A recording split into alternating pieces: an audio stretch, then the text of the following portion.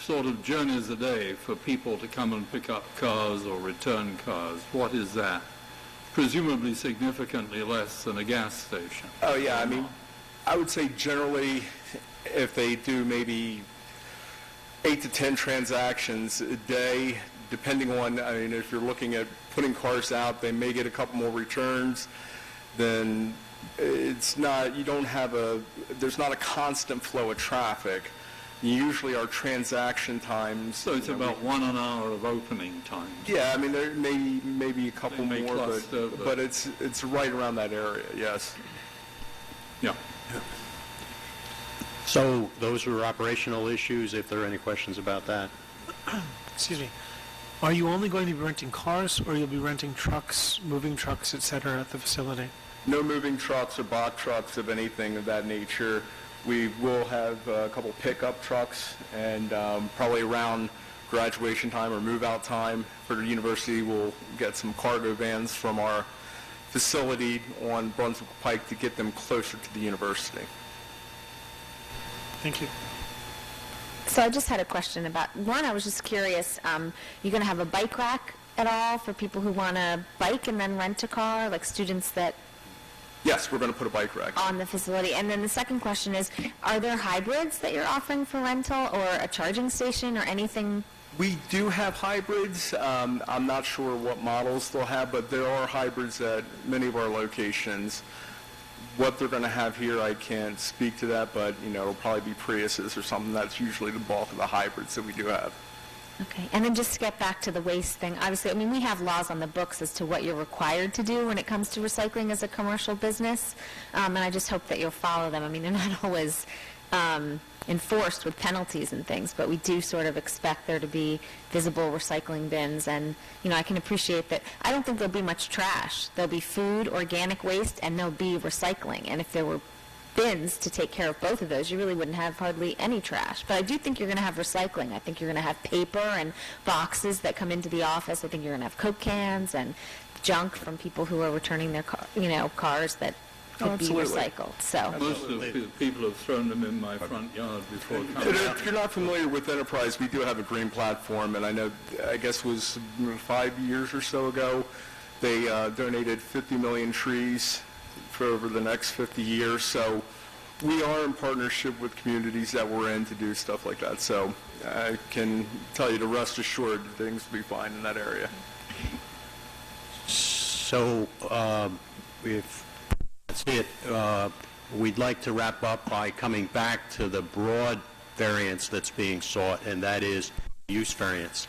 I put up on the screen the service district permitted uses, and if there's another page of them, uses conducive to heavy trucking, amounts of dust and dirt and noise, inflammable materials, storage, warehouses, and on the next slide, public utility, freight yards. G is interesting, commercial garages and gasoline service stations. The reason Mr. Larini could rent cars and trucks as he did for many years from this location was that his primary use was as a service station. The rental of trucks was deemed to be accessory to that and not the primary use. But if you were up and down Alexander at all over those years, you knew that Mr. Larini rented cars and trucks.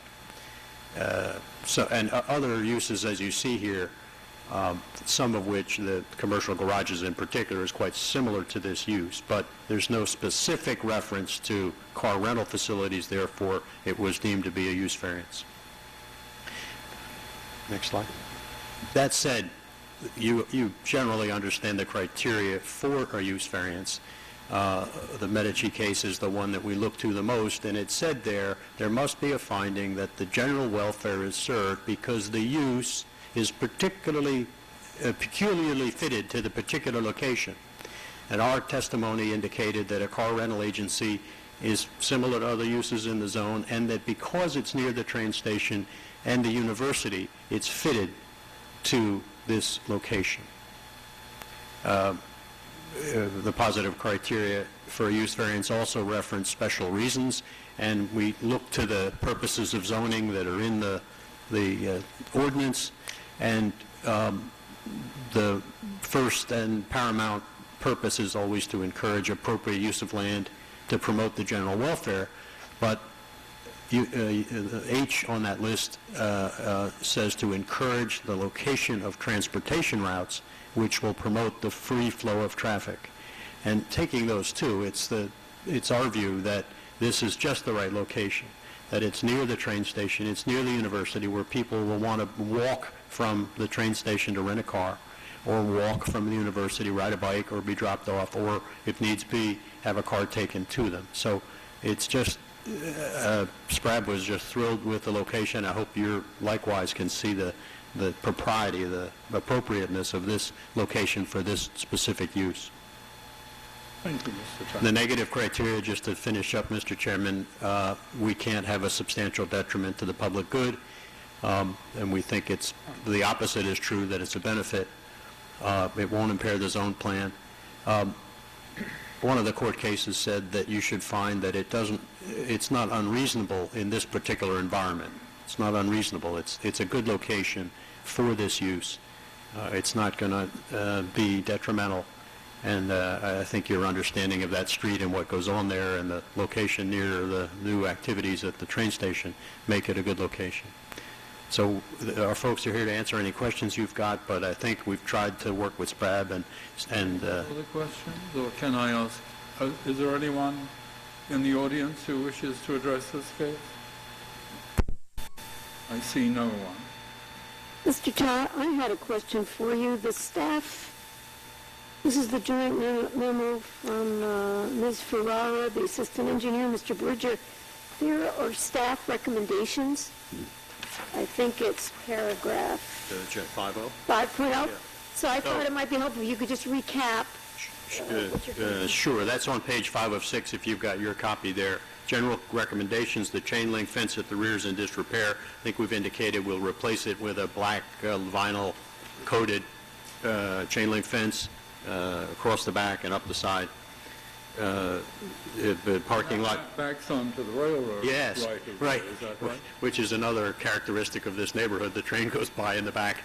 It's in disrepair, and this recommendation was to replace it. We'll replace it, and in fact, in an L shape across the back and up the side. Repave the parking lot. To kick Mr. Frisbee once or twice, but I think with the digging that's going to go on, we'll work with staff to repave the parking lot. You should consider retaining the existing landscape island on Alexander. You've heard of the changes. We've augmented it, landscaped it. D is install curbing between the adjacent lot to the north. That's what we call the Princeton Ballet, near the restaurant there. The net curbing's been added. Bonding will be required, and no air conditioning condenser was indicated, but we showed you on the drawing that it's at the back of the structure.